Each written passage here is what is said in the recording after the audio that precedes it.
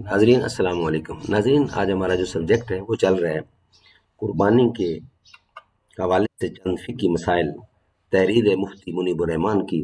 اس کے 2 ویلاگ ہم آپ کی خدمت میں پیش کر چکے ہیں، تو تیسرا ویلاگ پیش خدمت ہے۔ ہیڈنگ وہ ایک ہی چل رہا ہے کہ قربانی کے حوالے سے چند فقہی مسائل۔ ناظرین، آسٹریلوی گائے کی قربانی جائز ہے۔ سنا ہے کہ دودھ دینے کی صلاحیت میں اضافے کے لیے ان کی افزائش نسل حرام جانور سے کرائی جاتی ہے۔ اس سلسلے میں یہ بات ذہن نشین رہے کہ یہ فقہی رائے کا مدار سنی سنائی باتوں پر نہیں ہوتا، بلکہ حقائق و شواہد پر ہوتا ہے۔ فقہی اصول ہے یقین شک سے زائل نہیں ہوتا۔ تاہم اگر یہ بات درست بھی ہو تو یہ گائیں حلال ہیں، ان کا گوشت کھانا اور دودھ پینا جائز ہے، کیونکہ جانور کی نسل کا کامدار ماں پر ہوتا ہے۔ علامہ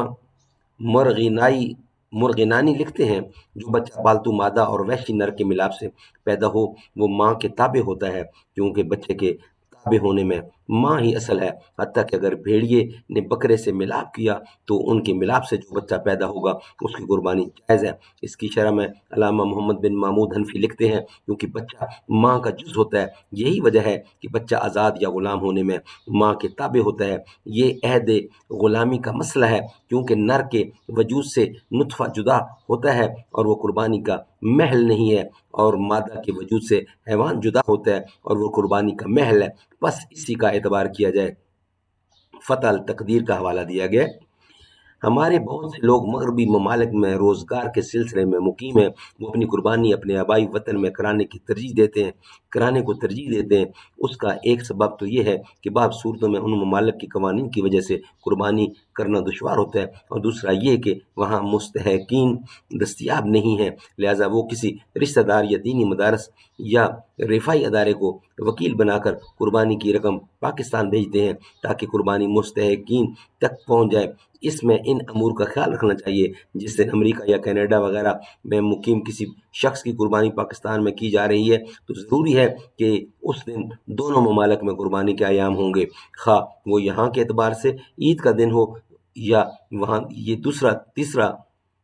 دوسرا یا تیسرا، کیونکہ بعض اوقات امریکہ یا کینیڈا میں عید ایک دن پہلے ہو جاتی ہے۔ البتہ وقت میں ذبح کے مقام کا اعتبار ہوگا۔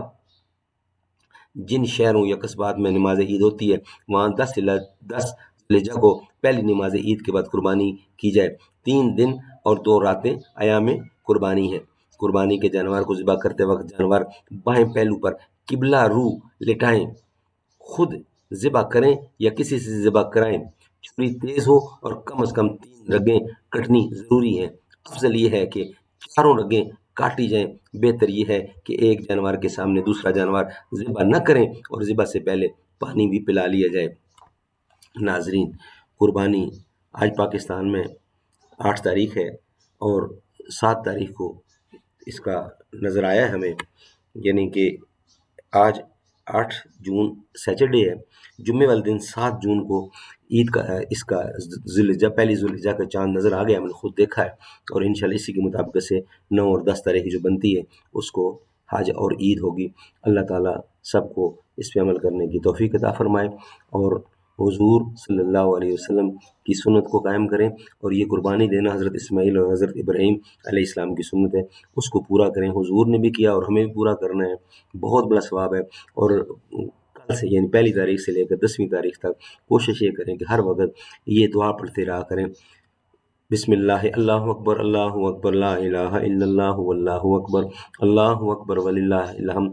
یہ تقریباً ہر ٹائم یہ ورد کریں، اس سے بیسٹ دعا ان دنوں میں کوئی نہیں ہے جو پڑھی جائے، لہٰذا آپ بھی اس پہ عمل کریں۔ اللہ تعالیٰ عمل کرنے کی توفیق عطا فرمائے، آمین ثم آمین، بجا خاتم النبیین صلی اللہ علیہ وآلہ وسلم۔